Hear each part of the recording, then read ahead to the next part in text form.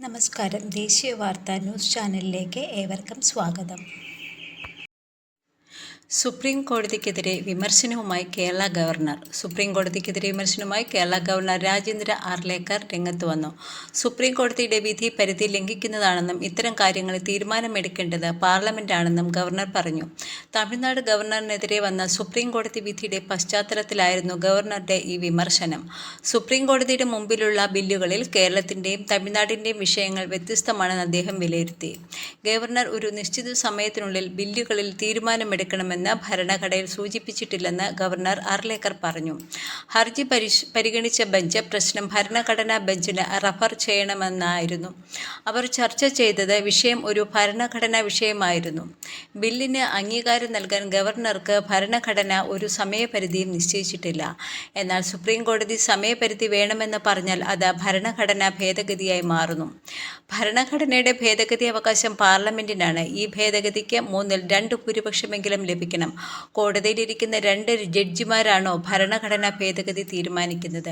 എനിക്കിത് മനസ്സിലാകുന്നില്ല. ഇത് ജുഡീഷ്യറിയുടെ അതിരുകടന്ന ഇടപെടലാണ്. അങ്ങനെ ചെയ്യാൻ അവർക്ക് എങ്ങനെ സാധിക്കും? അവർ ഇത് ചെയ്യാൻ പാടില്ല. ഭരണഘടനാ ഭേദഗതി കോടതിയാണ് ചെയ്യുന്നതെങ്കിൽ നിയമസഭയും പാർലമെന്റും പിന്നെ എന്തിനാണ്? ഒരു നിശ്ചിത സമയപരിധി ഉണ്ടായിരിക്കണമെന്ന് തീരുമാനിക്കേണ്ടത് പാർലമെന്റാണ്. തമിഴ്നാട് ഗവർണർക്ക് ബില്ലുകളിൽ ബന്ധപ്പെട്ട പ്രശ്നങ്ങളുണ്ടാകും. അത് അവർ തന്നെ പരിഹരിക്കട്ടെ.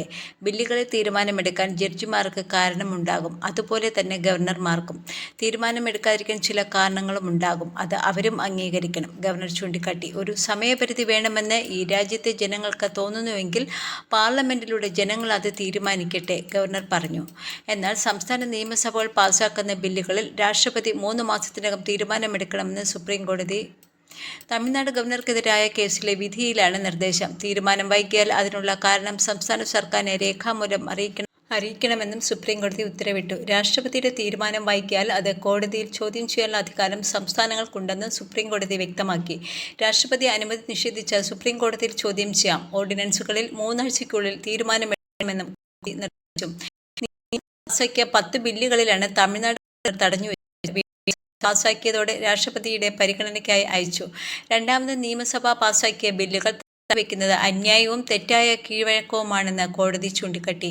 ഈ സാഹചര്യത്തിൽ രാഷ്ട്രപതി ബില്ലിന്മേൽ കൈക്കൊള്ളുന്ന തീരുമാനങ്ങൾ നിയമപരമായി അസാധുവാക്കിയിരിക്കുമെന്നും കോടതി വ്യക്തമാക്കി. ഇതാദ്യമാണ് നിയമസഭകൾ പാസാക്കുന്ന ബില്ലുകളിൽ തീരുമാനമെടുക്കാൻ രാഷ്ട്രപതിക്ക് സുപ്രീം കോടതി സമയപരിധി നിശ്ചയിക്കുന്നത്.